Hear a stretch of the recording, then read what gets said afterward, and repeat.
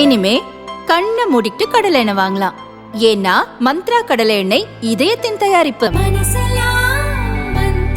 வளர்ச்சியும் வாய்ப்புகளும் தொடர தமிழும் தமிழகமும் தலை நிமிர மோடியின் கேரண்டி இருக்கு. பயம் எதற்கு? பாரதிய ஜனதா கட்சி என்றாலே இஸ்லாமிய சமூகத்திற்கும் கிறிஸ்துவ சமூகத்திற்கும் எதிரானது என்கிற ஒரு போலி பிம்பத்தை கட்டமைத்து அதன் மூலம் சிறுபான்மை மக்களை அச்சுறுத்தி வாக்கு சேகரிக்கிற திமுகவினுடைய அதிமுகவினுடைய முகமுடி இந்த தேர்தலில் கிழிக்கப்பட்டிருக்கிறது.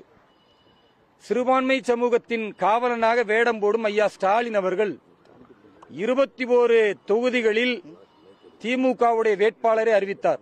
அதுல ஒருவர் கூட இஸ்லாமியர் இல்ல, அதுல ஒருவர் கூட கிறிஸ்துவர் கிடையாது. அதே போன்று பாரதிய ஜனதா கட்சியிலிருந்து நாங்கள் பிரிவதற்கு காரணமே சிறுபான்மை மக்களை நாங்கள் ஆதரிப்பதற்காகத்தான் என்று ஒரு போலி பிம்பத்தை கட்டமைத்த ஐயா எடப்பாடி பழனிசாமி அவர்கள் 33 தொகுதியில அதிமுகவுடைய வேட்பாளரை அறிவித்தார். அதுல ஒரே ஒரு இஸ்லாமியருக்கு கூட இடம் தரல. இதுதான் இவர்களுடைய லட்சணம். ஆனா பாரதிய ஜனதா கட்சி 20 பாராளுமன்ற உறுப்பினர்களுக்கான வேட்பாளரை அறிவித்தது தமிழகத்தில். அதுல ஒரு சிறுபான்மை சமூகத்தை சார்ந்த பால் கனகராஜ் என்கிற கிறிஸ்துவருக்கு வாய்ப்பளித்திருக்கிறோம்.